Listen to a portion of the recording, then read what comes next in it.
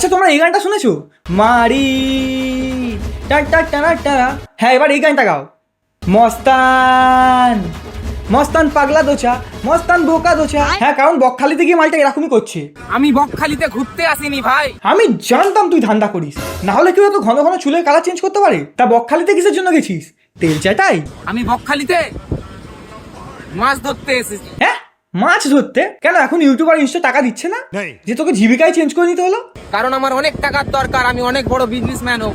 আচ্ছা, এইবারে বুঝতে পারলাম ধান্দাটাকে এক্সপ্যান্ড করার ধান্দা। মানে অনেক টাকা নিয়ে অনেকগুলো চট আর তেল কিনবি, তাই তো? বহুত বড় বিজনেস।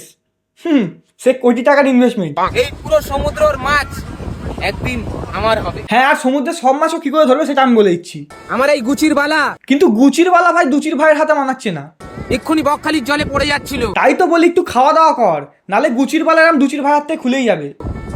যদি এই গুচির বালাটা বকখালির জলে পড়ে যেত, হ্যাঁ, তাহলে কি করতিস? কাস্টমারের কাছে কাঁদতিস যে আর দু খেপ খেলে দাও, তাহলে আমার গুচির বালাটা আবার কিনে নেবো। তাহলে এই বকখালি সমুদ্রের যত জল আছে সব আমি গায়েব করে দিতাম। ওটা গ্যান্ডু, ওটা বঙ্গোপসাগর। ওটা তোমার বাড়ির পাশের জমি নয় যে খরা পড়বে গরমকালে। এক গ্লাস জল পুরো খেতে পারবে কি তার ঠিক নেই, বকখালির জল গায়েব করে দেবে। আর এইসব বালের গুচিরওয়ালা সব বাহানা। কালকে সকালে সমুদ্রের ধারে বসে গাঁজা ফুকেছিল, নেশা এখনো পর্যন্ত নামিনি। তো কখনো ভাবছে সমুদ্রের সব জল শুকিয়ে দেবো, তারপর সব জল শুকিয়ে গেলে সব মাছ ধরে নেবো, তারপর একটা বড় বিজনেস দাঁড় করাবো, মস্তান উইথ তেল চেটাই।